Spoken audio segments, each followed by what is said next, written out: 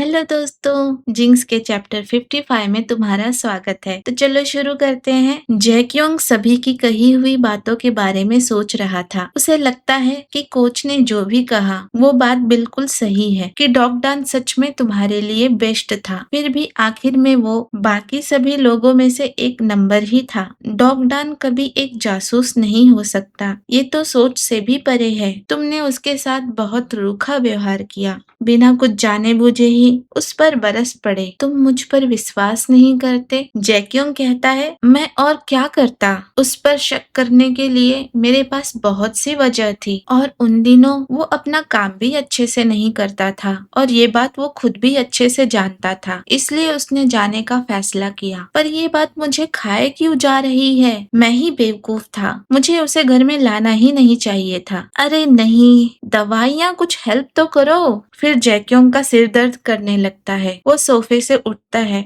और कहता है, भूल जाओ उसे, मैं उसकी जगह पर किसी और नए को ला दूंगा, जैसे मैं हमेशा करता हूँ। कुछ टाइम बाद वो मेरे दिमाग से निकल जाएगा, जैसे उससे पहले के एम्प्लॉइज मेरे दिमाग से गायब हो गए हैं, फेसलेस एम्प्लॉइज। जैक्योंग फिर उसी क्लब में जाता है जहाँ वो डान के आने से पहले कभी कभी जाता था और वहाँ जाकर वो ड्रिंक करता है। तभी वहाँ एक लड़का आता है जो कुछ कुछ डान जैसा दिखता है, तो वो उसे हेलो कहता है और फिर वो दोनों वॉशरूम पहुंच जाते हैं। वो लड़का जैक्योंग की बहुत तारीफ करता है और उसे खुश करने के लिए कुछ एक्शन करता है, पर जैक्योंग को ये सब बिल्कुल अच्छा नहीं लग रहा था। वो इरिटेट हो रहा था। जैसे ही वो जैक्योंग को किस करने जाता है, वैसे ही जैक्योंग का सिर दर्द शुरू हो जाता है। वो उस लड़के को ढकेल के वहाँ से निकल जाता है। वो लड़का कहता है, कहाँ जा रहे हो, रुको। शावर करते वक्त भी जैक्योंग डान के बारे में ही सोच रहा था। उसे खुद पर गुस्सा आता है। दीवार पर मुक्का मारते हुए वो कहता है, ये मैं क्या कर रहा हूँ? काफी दिन बीत गए हैं, घर बहुत गंदा हो गया था। क्लीनिंग कंपनी में कॉल करके जैक्योंग पूरे घर की सफाई करवाता है। तभी क्लीनर टेबल पर सामान रखते हुए कहती है, मिस्टर जू, मुझे गेस्ट रूम की सफाई करते हुए ये मिला। ये थोड़ा कीमती लग रहा है तो मैं इसे फेंक नहीं पाई। क्यों ना तुम देख लो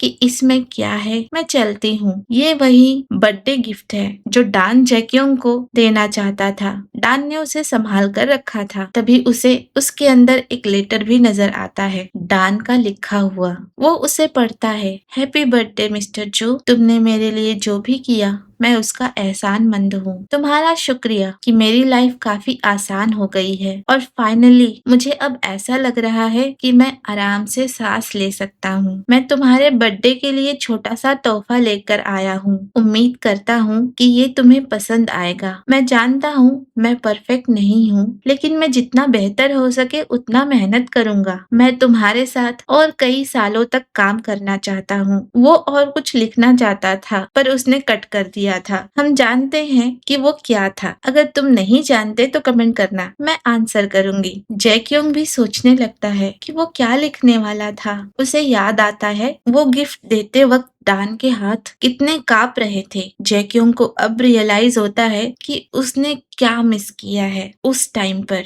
तभी उसका फोन वाइब्रेट करता है। वो फोन उठाकर देखता है तो पैसे ट्रांसफर होने का मैसेज था। वो भी डान ने किए थे। जैक्योंग को याद है कि डान ने लेटर में लिखा था कि हर महीने के आखिर में वो अपना कर्ज चुकाने के लिए पैसे ट्रांसफर करता रहेगा। जैक्योंग कहता है, क्या मजाक है ये? इतने कम पैसों से वो सारा कर्ज कितने टाइम में चुकाएगा? तो दोस्तों, यहाँ से चैप्टर 56 शुरू होता है। समुद्र की लहरें वाकई बहुत सुंदर लग रही हैं। वेस्ट कोस्ट ये वही जगह है, दादी माँ का hometown. Light of hope hospital. Kim Dan यहाँ पर फिजिकल थेरेपिस्ट के तौर पर काम कर रहा है। लंच टाइम हो रहा है। एक लेडी डान से कहती है, क्या तुमने लंच किया? एक पेशेंट ने 2 बजे का सेशन शेड्यूल किया है, क्या तुम्हारे लिए ठीक रहेगा? डान कहता है, हाँ, मैं तुरंत जाता हूँ। फिर वो कहती है, ये पेशेंट्स काफी समय से बिस्तर पर पड़े हैं तो उनके मसल्स काफी कमजोर हैं, पर तुम्हारा थैंक्स, तुम्हारे शानदार स्किल्स की वजह से उनमें बहुत सुधार आया है। सच में तुम बेस्ट हो। डान कहता है, शुक्रिया,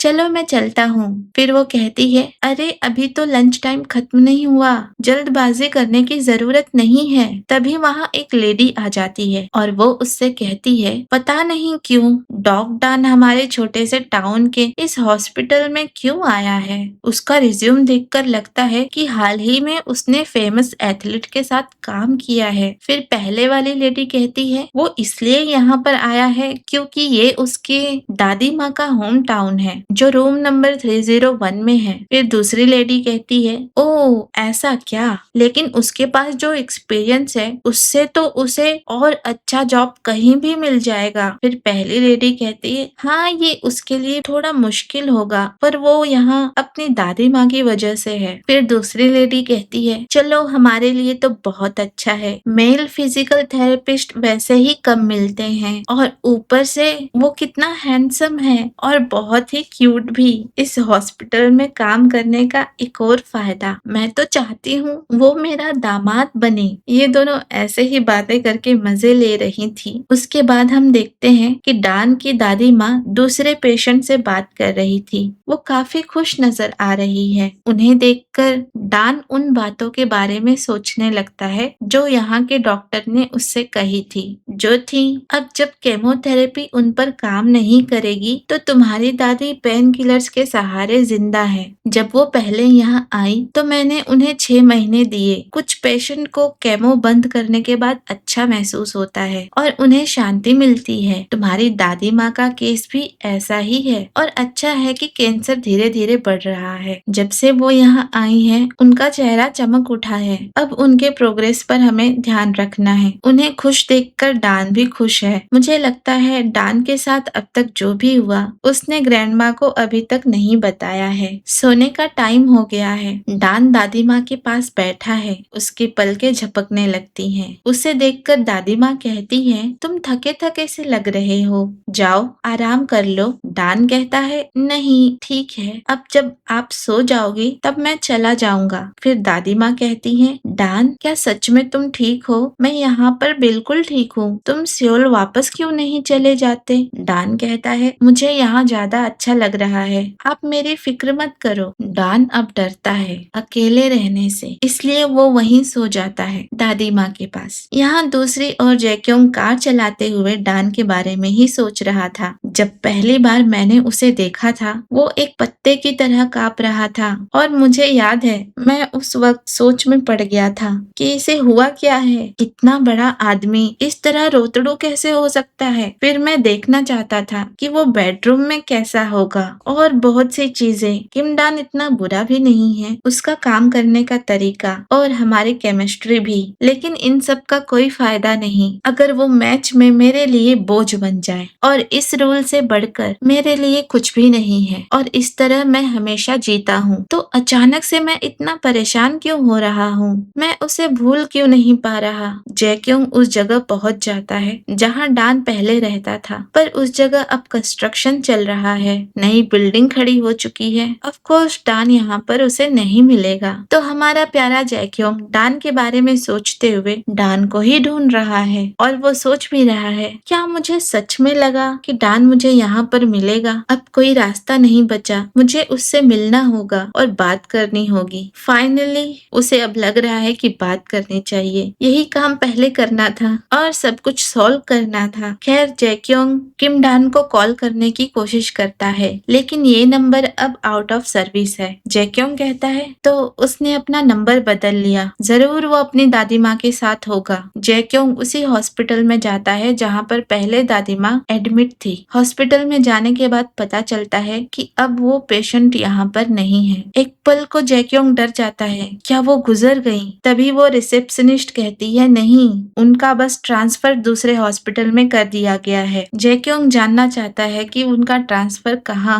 हुआ है और वो कहाँ गई, पर रिसेप्शनिस्ट उसे कोई इन्फॉर्मेशन नहीं देती है, वो साफ इनकार कर देती है। जैक्योंग दांत पीसकर रह जाता है। वो सोचता है आखिर दादी माँ कहाँ जा सकती है? डान कहाँ चला गया? वो कहीं दूसरे हॉस्पिटल में जाकर पता करता है कहीं डान यहाँ पर काम तो नहीं कर रहा। वेल हमारा जैक्योंग तो सब जगह उसे ढूंढ रहा है। गजब है, ना भागा दौड़ी, बाप रे, वो आखिर चला कहाँ गया? साहब को तो बहुत गुस्सा आ रहा है। आखिर में कोई रास्ता नजर नहीं आ रहा। ढूंढ ढूंढ कर जैक्योंग थक चुका है। तुम जानते हो ना कि कब इंसान किसी को पागलों की तरह ढूंढता है? तब जब वो जानता है कि वो उसके बिना नहीं रह सकता। फिर जैक्योंग कोच को कॉल करता है। कोच कहते हैं, हे जैक्योंग, क्या सब ठीक है? बड़े दिनों बाद, और अब तो तुम जिम भी नहीं आते। फिर जैक्योंग कहता है, ह्यूंग, डॉग डान को ढूंढो। कोच को अपने कानों पर यकीन नहीं हो रहा था। वो कहता है, हाँ? फिर जैक्योंग कहता है, मुझे फर्क नहीं पड़ता कितने भी पैसे लगे, किसी भी तरह बस उसका पता लगाओ। जो जरूरी लगे वो करो, मैं उसे अपनी आंखों से देखना चाहता हूँ। तो दोस्तों, चैप्टर 56 यहीं खत्म होता है।